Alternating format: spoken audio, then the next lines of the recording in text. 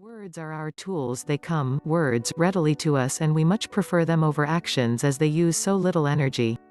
We have no sense of guilt, remorse, or conscience that we are easily able to make promises, with no intention of ever keeping them. You, on the other hand, hate to break a promise, and we know that your adherence to this means that the effect our broken promises is significant against you, and will allow us to draw fuel. You will be familiar with the nature of the broken promise if you have already danced with one of our kind, but you may not know what we actually mean when we say certain supposed promises to you. If this dance is new to you, not only will you not know what is being really meant when we whisper these words to you, but you may not realize that this promise will not be kept.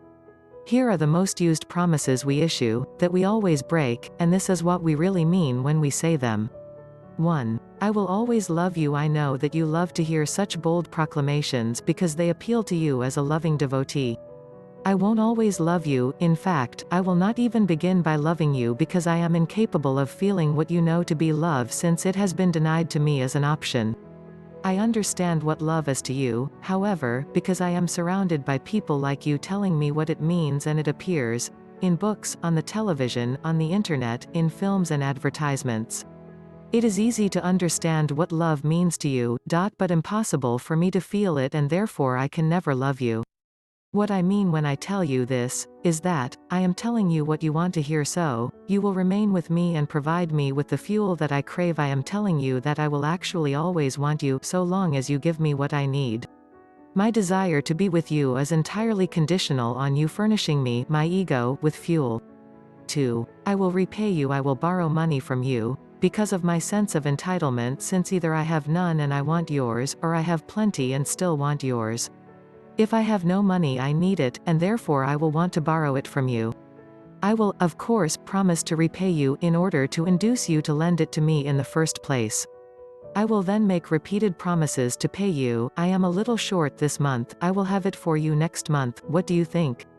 I am due to a bonus in 2 months, so I will pay you from that then. I had an emergency and had to use the money for that. I am not able to work at present time, but since you love me, won't mind waiting, will you? If you will loved me, you will not ask for it back. Those of our kind, the narcissist, who lack financial resources, want the money for obvious reasons, but also, in order to strengthen the link between them and you, so that you have reason to remain in contact with them and to allow them to trough out excuses and reasons which will eventually provoke you through exasperation, frustration, upset. Those of our kind who have ample financial resources do not have any intention of making repayment. Instead, we use this borrowing of the money as a bridge between you and I, and, as above, it is all about keeping a hook into you. When we promise to repay you, we will not do so. What we are telling you is that we want to create a method of ensuring you are connected to us and able to draw fuel from you. 3. I will not hurt you. Of all the broken promises, this is perhaps the one which does the most damage. What we actually telling you is this: I won't hurt your feeling as long as you comply with what I want. It just so happens that we always omit the last 9 words. We regard you as our appliance, an extension of our will, and you are expected to do what we want. Provide potent positive fuel, succumb to our demands, run around after us, say yes when we want yes and no when we want no. But you must guess which is correct. We want you obedient, compliant, and submissive. Navigate your way through this maze successfully and you will not be hurt. Unfortunately, for you, nobody is ever able to do this because you will always have to be hurt because we want fuel. You have to be hurt because no matter how hard you try, you will always cause a criticism which will wound us, and therefore, we have to defend ourselves by lashing out and hurting you. You have to be hurt because there are even those of our kind, the malignant and the greater, who delight in doing so. The hurt will always visit you somehow. 4. I will be faithful. We cannot be faithful. We need to fuel too much. Although most of it will come from you, we need it from other sources as well, and this will result in our infidelity. Infidelity comes in many forms, just as fuel does.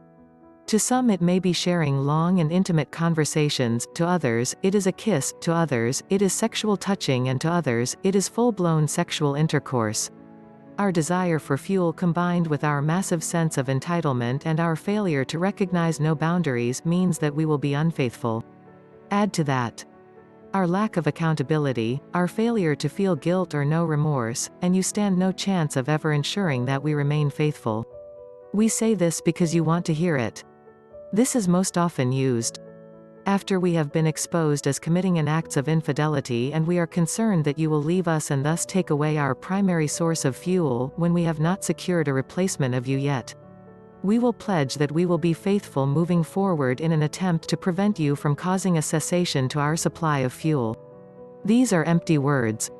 We will be unfaithful within the week, maybe not even that long, just so long as uttering such a promise stops you from going mum. 5. I will change. No, I won't. Even if I could, which is highly unlikely, why should I do when there is nothing wrong with me? Everything I do is necessary to ensure my survival and my remaining elevated and my superiority. Just because you and others do not like the way I behave does not mean that I have to alter what I am. I know, however, that you love to think that we can be cured of whatever ill it is that we suffer from. You want us to become better and different, and naturally, if this means we can get you to stay, do what we want and keep providing us with fuel, we are content to tell you that we will change. We are experts at adopting false expressions of contrition, repentance, as well to accompany this empty promise. This vacant promise actually means, I will carry on doing what I am doing and nobody will ever stop me. When you don't care about other people, lies don't seem to matter. A lack of empathy essentially means a lack of conscience, which is a hard concept to grasp for a lot of people. When they lie, it doesn't hurt them in the same way it would hurt us, so many people get into relationships with pathological liars, or just can't understand why they're lying, because they're trying to fit these people into the ordinary standards of what it means to be emphatic. But they do not fit. In fact, they may not even realize they are lying half the time, because they're not conscious of it. They actually believe they are telling the truth a lot of time. It is not so much about the fact itself, as it is about wanting to have power over somebody. This is extremely dangerous for highly sensitive people, because they attract narcissists. Then when they see someone is lying, they try and figure it out, or blame themselves.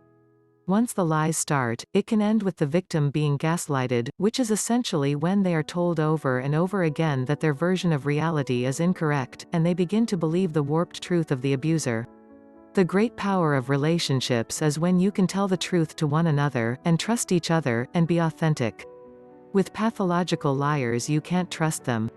You can't base your life around them. It's like a moral deficit, and there's no accountability. Someone who is a pathological liar will not say I'm sorry for doing it. They will say it's your fault. The only way to escape the clutches of a pathological liar is to be strong enough to say, no, this is not my fault, this is not ringing true to me, so I can't really trust you. Unfortunately, people tend to doubt themselves, because the lies can escalate subtly. It may start with small white lies, and a few months later the victim's life will be a maze of confusion because of the web of telltale that has been woven. If somebody lies, do not try and make an excuse about it. A lie is a lie. And if you bring it up to the person and they say it is your fault, or no, it didn't happen, just know there's something very wrong going on. We think probably it has something to do with actual brain function and the way some people's brains work, which makes it much harder for them to understand the effect it will have on other people. When you lie, your brain is overwhelmed. The very second that lie leaves your lips, your body releases cortisol into your brain. Just a few minutes later and your memory goes into overdrive trying to remember both the lie and the truth. Decision-making becomes more difficult, and you could even project your discomfort as anger. This is all in the first 10 minutes. After these initial reactions, you may start to feel worried about your lie or about being caught lying. To deal with this feeling, you might try to make up for the lie by treating the other person more kindly than normal. Or, the reverse could happen, and you convince yourself it was their fault that you lie. The day after the lie, one of two things might happen. If you are used to pathological lying, you may begin to believe the lie. If you are not used to pathological lying, you may still feel bad and try to avoid seeing the person you lied to. Continuing to feel guilty over your lie could lead to disrupted sleep patterns over a few days. All this additional stress has negative consequences on your health as well. It can increase your blood pressure, causes headaches and lower back pain, and reduce your white blood cell count. You need these to fight illness. A lot of mental energy goes into telling and keeping up a lie, giving you anxiety and in some cases, depression. It does not stop there. These feelings go on to affect your digestion, resulting in diarrhea, upset stomach, nausea, and cramps. A great way to control pathological lying is to spend time with people who value the truth.